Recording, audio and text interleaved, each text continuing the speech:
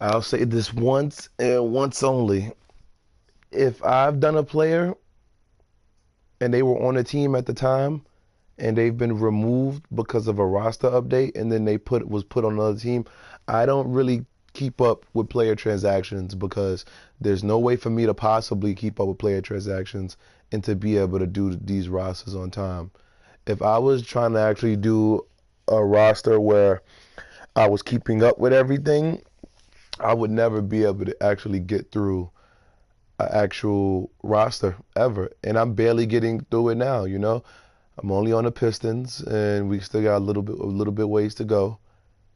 And if I had to worry about transactions before the actual rosters, that would make no sense because we would never get there based off all the transactions and movements that go on throughout the season. For the most part, I restarted because of the trade deadline and it was so crazy this year and because of 2K's um like lack of knowledge of knowing how to do their own roster updates in terms of jerseys, and a lot of people want jerseys and certain uniforms and stuff. But other than that, there's really no reason for me to keep up with transactions.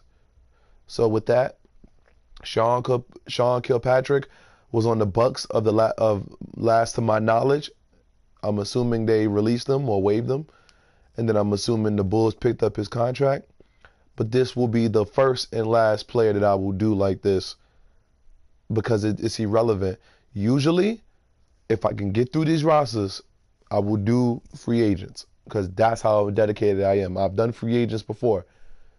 I don't always upload free agents, but what I will do is have it in a roster file for people who want those free agents. Other than that, there's no reason for me to be keeping up with transactions because that's not really my job. I'm not really a roster maker. Remember, there's people who look at these videos on YouTube who have Xbox, who have PC, and they just want to see the DNA because they can't download it per se. And some people don't like my rosters because, hey, maybe you might not want to download it. You might want to take it from YouTube, even if you have a PS4, because you got to think about this scenario. Hey, he doesn't do sliders. He doesn't do playbooks. He doesn't do tendencies. So like these videos are just here so we all can go back and use them. Like I will refer back to these 2K18 videos and 2K19, barring they have the same type of shot edits. This is why I'm doing it, a template. So next year I can be able to plug this in and be done with it probably by Thanksgiving 2018. So when 2K19 comes out, I can enjoy the game for what it is. Hopefully they make a better game. So with that, I will show this edit that I did of Sean Kilpatrick. I did him, and he played for the Bucks at the time. I did not know he was going to get released. Totally forgot about it. I downloaded this base roster from someone on Operation Sports who just so happened to use 80% of my edits. So I didn't know the updates and this and that. I really wasn't trying to look at that. I was focused on trying to get this out to you guys. So here you go.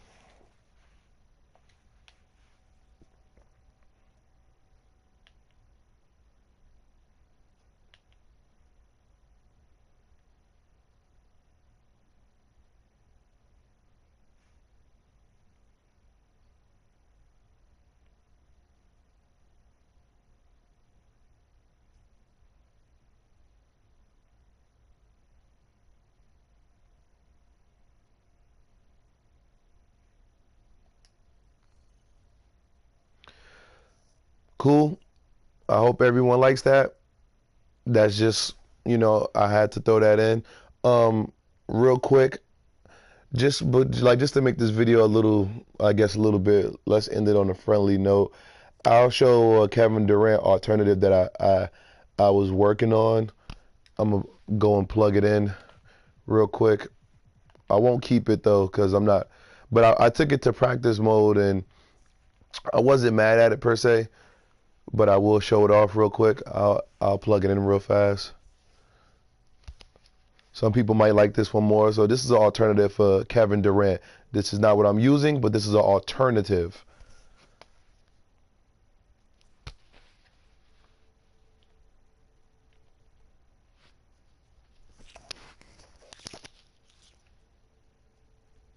I'm looking at my own DNA. I took a picture of what I took a picture of the shot.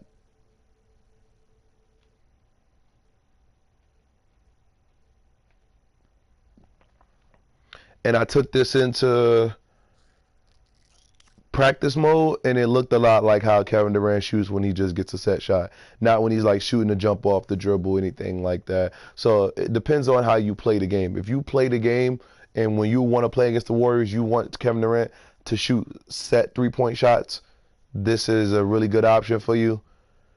Me personally, I know he shoots a lot of jumpers as well as 3-pointers, and the fact that his jump shot will change based off the animation of him being able to hold his arm up, he will come back down landed a little bit more appropriate. That's why I keep the other shot as my preference. But again, I'm showing you this, but that does not mean in the comment sections you have to go and request a bunch of other players. I'm just doing this for the community. It's really hard for me to ignore people because I was the person who used to send comments to people and I didn't want to be ignored. But if you guys keep holding me up, eventually someone's going to get ignored because I have to keep progressing. You know, got to keep pushing. So with that, I'll be going for some days. I've been kind of going crazy, working hard for you guys. I'll be going for some days, so I won't really be able to get to this as much as I want to. But yeah, not too much more to go. Once we get to like Raptors, Rockets, Spurs, and Thunder, this shit is gonna go crazy for you guys, and all hell's gonna break loose. Um, T-Wolf should be pretty easy too. Any team that has like the same roster from last year, this should be a no fucking brainer. Um, these guys should be easy. Warriors, I'm not looking forward to this damn Steph Curry shit, so I won't even click on it. I don't even want to show you anything. It's nothing to show you. But yeah, man. Thank you guys, and yeah, Sean Kilpatrick, he's done. Leave me alone.